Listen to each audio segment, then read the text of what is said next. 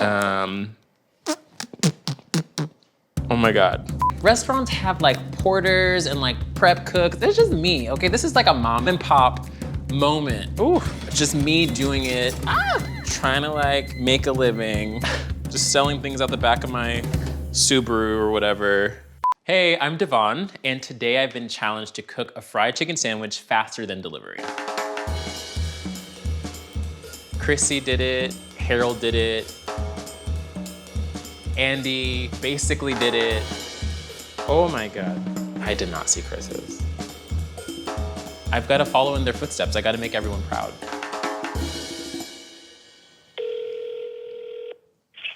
How can I help you today? I would love to order a fried chicken sandwich. You'll have to order through our app. Okay.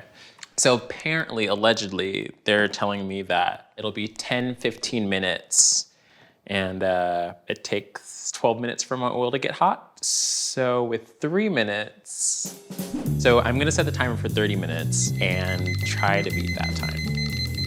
Oh, there we go. Let me try it again. Starting. Okay, so first and foremost, getting the oil to temp. So the oil we're gonna heat to 350 degrees. It's just the right temperature to make sure that you get that golden brown crust that you're looking for. Thermometer, light her up, say a prayer.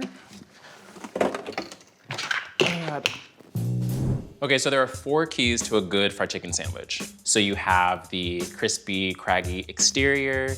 We have a creamy and bright slaw. Gives it a little bit of moisture. You have the peppery and briny hot sauce. And last but not least, you have a soft squishy bun that we toast to keep it all sturdy. So what I'm gonna do is I'm gonna set up my dredge for the fried chicken. Let's see, buttermilk, and then all my spices. Okay, oh, chicken. And so usually you'd want a brine chicken thigh for running for between 2 and 12 hours. But because we don't also have that luxury, we're just going to give the chicken a little seasoning. 1 egg. I can just do it directly into the pan. Ooh, she's got a tail on her. Where's the front of this? Oh my God. Buttermilk's important because essentially what it does is it breaks down the proteins in the chicken. Pickle brine's really popular too, but we are using buttermilk because it's fat and also acid at the same time. Whisk. We have buttermilk in one tray, then we have the flour, seasoning, and breadcrumbs going in another tray. Flour helps to seal in and stick to the skin of the chicken, but then what you get from panko is just a little level of texture, just to make sure that those pieces of crust are bigger and you're maximizing flavor by also adding in a robust blend of spices. It's not just about salt and pepper, it's about cayenne, it's about espelette, there's ground mace, paprika, onion powder, I'm gonna put a little bit more. And I think just having like a really well-rounded mix of spices can actually take your fried chicken game up so many notches. And then we have the chile de árbol, which I need to add to the spice grinder. What does my timer say? Mix that in. Delivery is on the move. Perfect. Oil is heating up. It's not quite at 300 yet. We're trying to get to that 350 mark, so that's fine. What we're gonna do is we're gonna transition to our slaw. Cabbage is important to a slaw because it's got a little bit more structure and integrity than lettuce does. And I like to mix the two because I think it's pretty. Hello? Okay, do you want to I'll be there in a second. It's the saddest day of my life. That better not be our guy. No. Well, I mean, I definitely did not see this coming. I did not see Chris's. Wow, they really did that in 15 minutes. Hi. Ooh, they even gave me a little side salad. Ooh, it's a big one. But is it delicious? Just gonna keep pushing on You wanna add a really good mayo to it. I prefer using Kewpie because it's sweet and it's also creamy. You know, if this was a Friday, it would have been different. Today is a really cool and easy breezy Monday. Everyone just like had a good weekend. They cleansed on Sunday, so they're not really looking for a chicken sandwich, probably. Vinegar, you can use champagne. This is white distilled. At temp, get these all dredged. Really, the cool thing about breading is not only does it provide texture, but it also absorbs flavor. It'll pull in the flavor of the hot sauce and it'll pull in the flavor of the slaw. Time check. 6 minutes. All right, so we're just going to drop this in. Oil currently is at 375. Temperature is crawling back down. I'm just gonna get the sauce going. Hot sauce that I made is my version of a Peppa sauce. It is a traditional Jamaican hot sauce condiment, essentially, that adds a level of spice from the Scotch bonnet, which is a super popular pepper in Jamaica. I prefer to use things like allspice or pimento because it actually adds a layer of earthiness. I'm just gonna break down this squindio pepper. So we usually would ferment the hot sauce, but I'm just gonna add some of the juice so that we have a little bit of brininess. Just brown sugar just to balance out some of the spiciness. Oops. And then we're just gonna cook it down a little bit, kind of round it out. Oh my God. The color is perfect. We're gonna just add another 4 minutes back because I feel like I lost it. I'm just gonna toast our bun over dry heat. Honestly, I have a sweet tooth and brioche is just a little bit sweeter than what you might find from a classic potato roll. Our hot sauce, ooh, smells so good. It smells like my grandma's house and I'm not mad. Ooh. 1 minute. Chicken, down. I like to have my slaw on the side. Peppa sauce. I would clean it up, but I just wanted to prove to everyone that, exactly, that I'm finished well before time. I'm gonna just add another 4 minutes back because I feel like I lost it.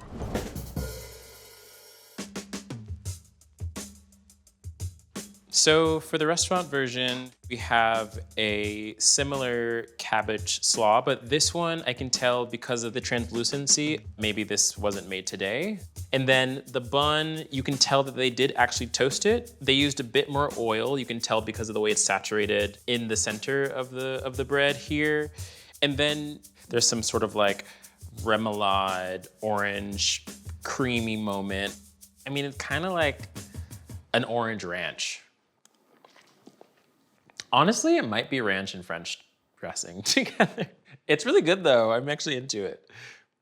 This piece of meat is like giving me Incredible Hulk vibes. It's like really big.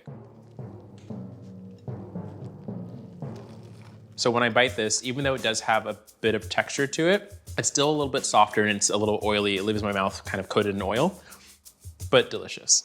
Okay, let's talk about my fried chicken sandwich. Perfect brioche. The slaw is on point. I can even smell the heat. It's like got that floralness to it, which I really like. It's gonna be very spicy. Oh yeah. I don't know if you've ever been to like a Southern church before, but you have people who like pass out on the floor and they're like, they caught the spirit. Basically the sandwich is doing that to me right now. Ooh. Except I'm not gonna pass out for the sake of this video. I think not that it was a competition, but I killed it. I smashed it. It's got such a good balance of heat, not only from the condiment on top, but also from the texture of the chicken sandwich itself. It's still got its crunch and integrity. And then the bun hasn't absorbed all of the sauce yet, but it still kind of holds that flavor in place. And it's squishy. It's like a little stress ball, essentially. You just like squeeze buns all day. So in conclusion, to have the perfect fried chicken sandwich, there's 4 key things you have to be mindful of.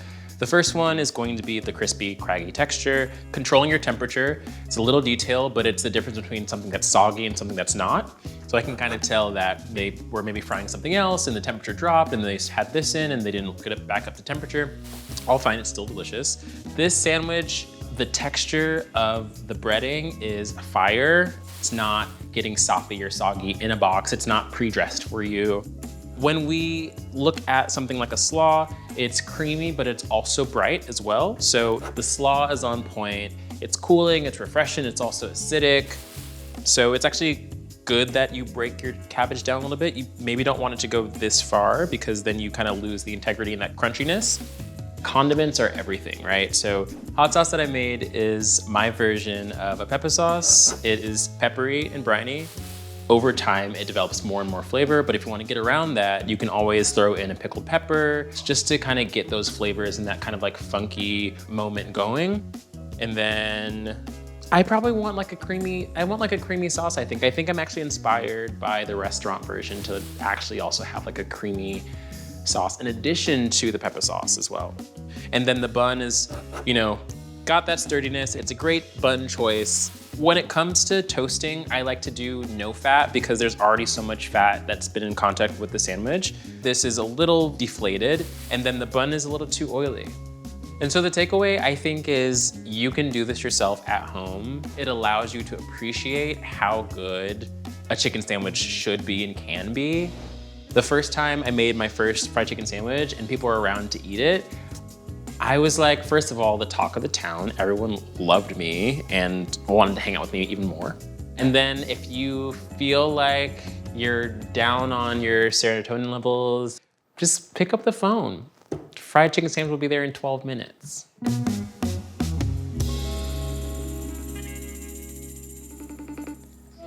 What's up, you need some help? I know I don't need help, Andy.